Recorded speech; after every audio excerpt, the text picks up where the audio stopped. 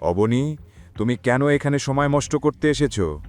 এর চেয়ে ভালো ছিল যদি তুমি তোমার সুমের প্যালেসের প্রেমিককে বলতে, সে এক মুহূর্তে তোমার ডিজাইন সিলেক্ট করিয়ে দিত। বেশি হলে কি হতো? তোমাকে তার সঙ্গে এক রাত কাটাতে হতো।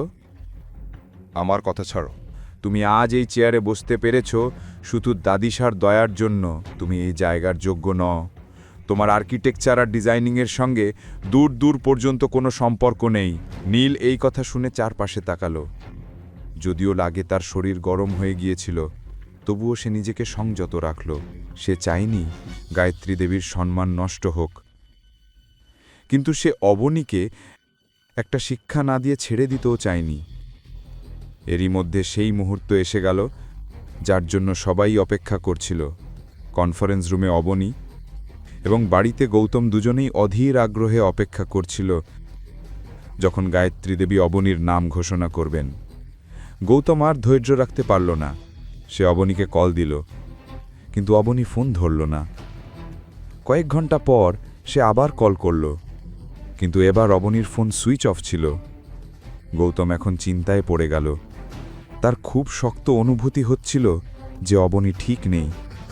সে অফিসের ল্যান্ডলাইনে ফোন করে জানতে পারল অবনী অনেক আগেই অফিস থেকে বেরিয়ে গেছে। গৌতম অবনীকে খুঁজতে বেরোতে যেতে যাচ্ছিল। ঠিক তখনই তার কানে এলো ডোরবেলের শব্দ। গীতা তখন হলরুমে বসে টিভি দেখছিল। গৌতম রান্নাঘর থেকে বেরিয়ে এসে যখন দরজা খুলল, সে একেবারে বিস্ময়ে জুমে গেল। সামনে অবনী দাঁড়িয়েছিল এবং তার মুখের রং পুরোপুরি উড়ে গিয়েছিল। গৌতম কিছু জিজ্ঞেস করার আগেই অবনী কিছু না বলে নিজের ঘরে চলে গেল। অবনীর এইভাবে চলে যাওয়া দেখে গৌতম কিছুই বুঝতে পারল না। সে একবার গীতার দিকে চেয়ে দেখল, কিন্তু গীতার চোখ টিভির পর্দায় অটল ছিল। পরের মুহূর্তেই গৌতম অবনীর পিছনে গেল। ঘরে ঢুকে সে দেখল অবনী জানালার পাশে দাঁড়িয়ে আছে।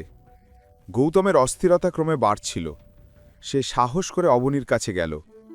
অবনী, কি হয়েছে? তুমি এত উদ্বিগ্ন কেন? ওই নীল কিছু করেছে নাকি? গৌতম, দয়া করে আমাকে একটু একলা থাকতে দাও। এই কথা শুনে গৌতম দরজার দিকে হাঁটল, কিন্তু হঠাৎই তার পদক্ষেপ থেমে গেল। কি হয়েছে? তোমার ডিজাইন সিলেক্ট হয়নি? এই কথা শুনে অবনীর চোখ থেকে অশ্রু গড়িয়ে গাল বেয়ে নেমে এলো। হ্যাঁ, আমি ফেল হয়েছি। অসম্ভব অবনী, তুমি ফেল হতেই পারো না। তোমার ডিজাইন তো নিখুঁত ছিল। তুমি কি জানো নিখুঁত ডিজাইন মানে কি? সরি গৌতম, আমি জানি তুমি শুধু আমাকে চিয়ার আপ করার চেষ্টা করছো, কিন্তু আমাকে এই ব্যর্থতার চেয়ে বেশি কষ্ট দিচ্ছে এটা ভেবে যে দাদিশা নীলের ডিজাইনটা সিলেক্ট করেছেন। কি? দাদিশা এমনটা কিভাবে করতে পারেন? তোমার ডিজাইনের সাথে তুলনা করতে নীল কোনোদিনই পারবে না। তোমার ডিজাইন সত্যি সেরা ছিল। এখন তাতে কি আসে যায় গৌতম? আমার ডিজাইন কেমন ছিল তার গুরুত্বপূর্ণ নয়। আমি এখনো বিশ্বাসই করতে পারছি না যে দাদিশা তোমাকে আর নীলকে কিভাবে তুলনা করতে পারেন। নিশ্চয়ই এর পেছনে কিছু একটা গোলযোগ আছে। যদি কিছু গোলযোগ থেকেও থাকে, আমি কিছুই করতে পারবো না। দাদিশা নীলের ডিজাইনটা দেখাতেও মানা করে দিয়েছেন। বলেছেন এটা কোম্পানির পলিসির বিরুদ্ধ। একবার যদি অবতার গ্রুপে সব ডিজাইন সিলেক্ট হয়ে যায়, তখনই কেবল দেখানো যাবে, যাতে লিক না হয়। আজ নয়তো কাল সত্যিটা সবাই জেনে যাবে, কারণ দাদিশাকে একদিন না একদিন সেই ডিজাইন সবাইকে দেখাতেই হবে। চিরদিন লুকিয়ে রাখা যায় না। এই কথা শুনে অবনী চুপ করে গেল, কিন্তু গৌতমের চোখে রাগে আগুন জ্বলে উঠল। সে ঠিক করল সে দ্রুতই পুরো ব্যাপারটার তদন্ত করবে। তার দৃঢ় বিশ্বাস ছিল গায়ত্রী দেবী ইচ্ছে করেই অবনীর ওপর আগের ঘটনার প্রতিশোধ নিয়েছেন, এবং গৌতমের সন্দেহ একদম সত্যি প্রমাণিত হল। অগ্রওয়াল গ্রুপে যখন দাদিশা নীলকে ডিজাইন অবতার গ্রুপে সাবমিট করতে দিলেন, নীল ডিজাইনটা দেখে চমকে উঠল, কারণ সেটা তার বানানো ডিজাইন নয়, বরং সেটি ছিল অবনীর ডিজাইন। দাদিশা, মানে আপনি অবনীর ডিজাইন আমার নামে রিপ্রেজেন্ট করেছেন? হ্যাঁ, এই ডিজাইনটা অবনীরই, কিন্তু সে আমার কোম্পানিতে ডিজাইন ডিরেক্টরের পদের যোগ্য নয়। তার ওপর সে আর তার স্বামী আমাদের পরিবারের নাম কলঙ্কিত করেছে। আমি চাই না আমাদের পরিবারের নাম আর বেশি নোংরা হোক। তাই আমি ঠিক করেছি আমাদের পরিবারের ভবিষ্যৎ তুমি এবং তুমি এর যোগ্য।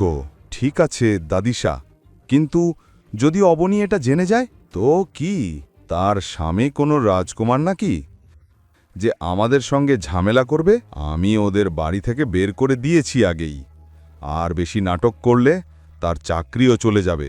সানায়ার সগাইয়ের দিন তার অকর্মা স্বামীর জন্যই তো আমার অপমান হয়েছিল না?